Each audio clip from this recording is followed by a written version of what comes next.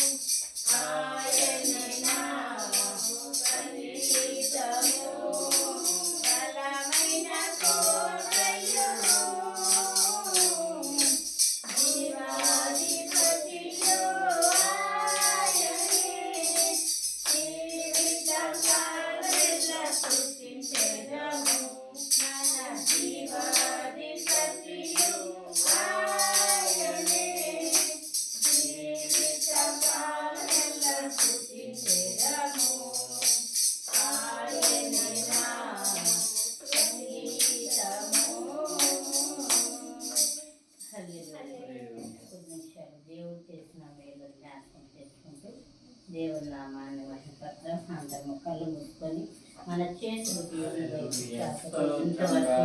దేవుడు మనల్ని కాపాడిన విధానాన్ని బట్టి ఆయన కృతజ్ఞతాస్తుతులు చెల్లిద్దాం. ఆ దేవుని బిడ్డలారా, దేవుడు నిజంగా ఈ 7వ మాసంలో చివరి ఆదివారం మనల్ని ప్రవేశింపచేశాడు.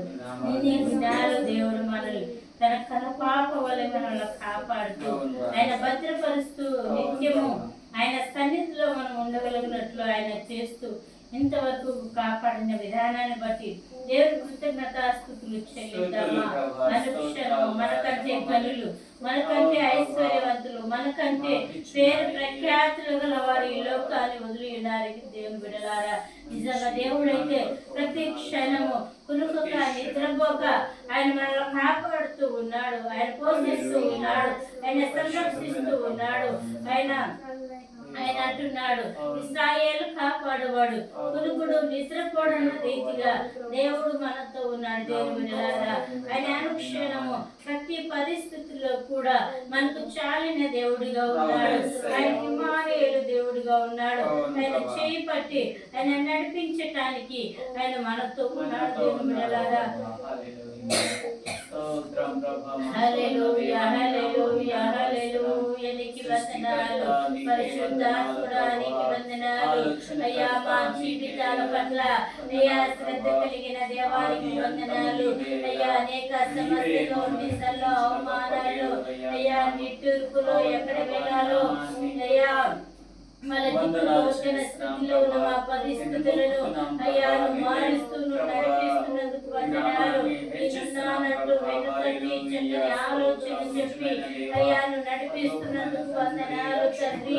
అయ్యా నీకు వందనాలు. నువ్వు అంటున్నావు, చూడుము నా చేతులు నిన్ను చెప్పుకొని ఉన్నాను, ఉదయం వచ్చే వరకు నిన్ను ఎత్తుకొని వాడు నేనే అని సెలవిచ్చాను తండ్రి. దేవుని బిడ్డలారా, ఏ విషయంలోనూ మనం కృంగిపోవటానికి వీలు లేదు.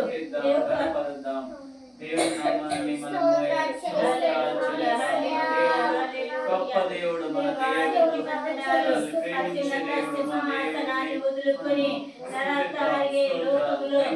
జన్మించినందుకు వందనాలు తండ్రి. అయ్యా మా కొరకు చేసిన ప్రతి పాపాలని అయ్యా నువ్వు కాచిన రక్తాన్ని బట్టి నీకు వందనాలు అయ్యా. నువ్వు బలైనందుకు వందనాలు.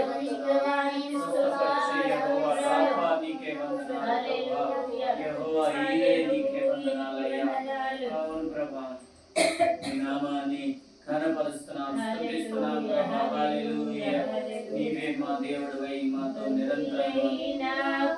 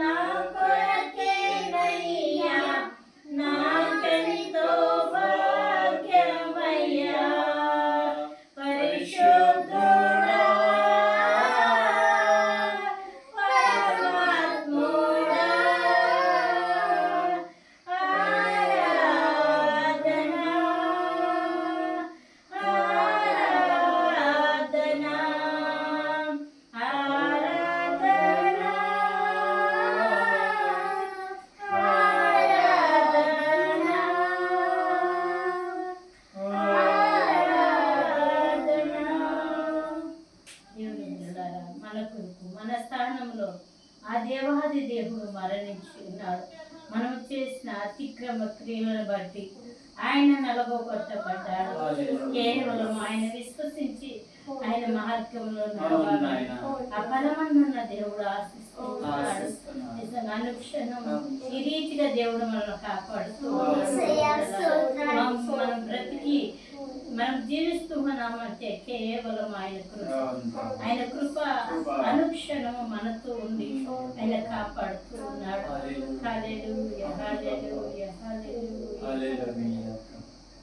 మా స్తుతులకు ఆనందకి గురువైన యేసయ్యానికి వందనాలు దేవా.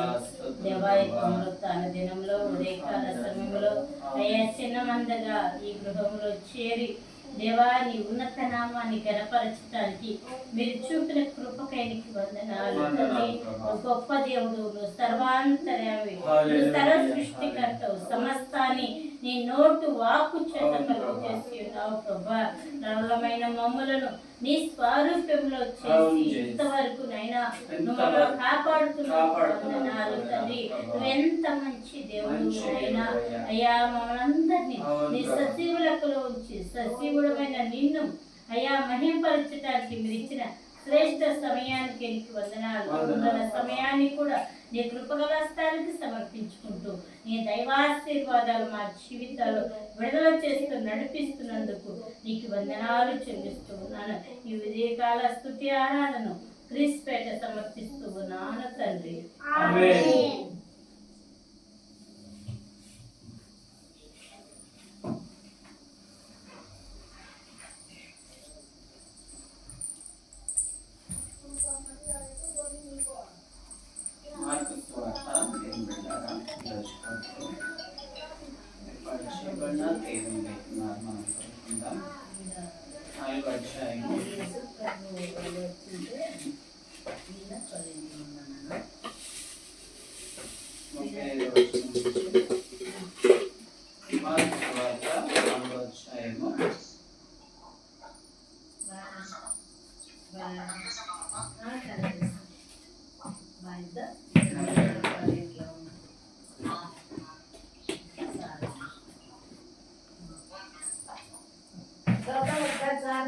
చూడు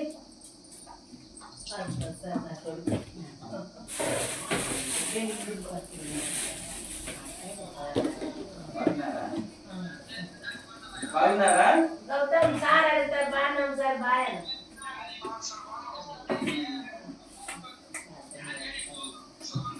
ఓకే ప్రార్థన తర్వాత చేయండి. మళ్ళీ చేయండి ఒక 20 నిమిషాల తర్వాత. బాయ్.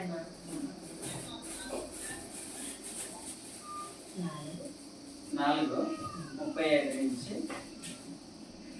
41.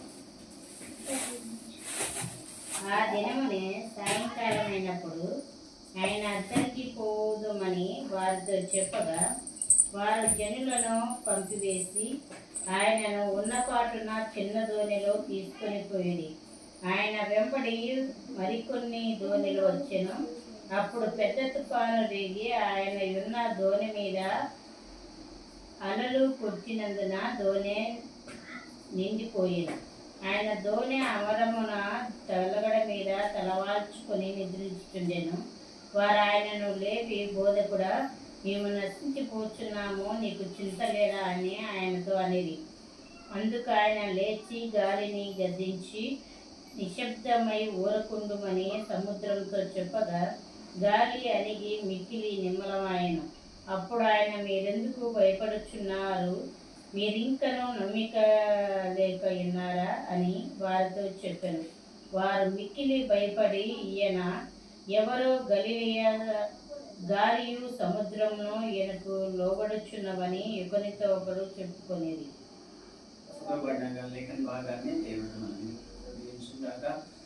దేవుని పిల్లారా, ఇక్కడ చదవబడిన వాక్య భాగంలో మనం చూసినట్లయితే యేసు ప్రభు వారు ఆయన సాయంత్రం అయితే ఒక ప్రయాణానికి ఆయన సిద్ధపడ్డాడు. ఆయన ప్రయాణానికి సిద్ధపడినప్పుడు ఆ దినాల్లో ఒక తీరు నుంచి ఒక తీరు ప్రాంతానికి పడవ ఉండేది. ఆ పడవలో వాళ్ళు వెళ్ళేవాళ్ళు.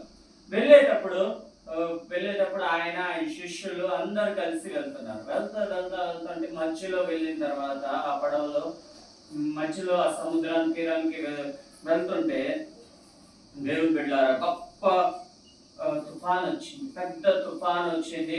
అలలు లేసి ఆ అలలు కొట్టుకొని ఏం చేస్తుంది, పడవని మునిగేలాగా చేస్తుంది. మునిగేలాగా చేసినప్పుడు అప్పుడు అందరూ భయపడ్డారు, కలవరం చెందుతారు కదా. ఈ వర్షం చాలా సార్లు మనం ఈ ప్రాంతంలో ఈ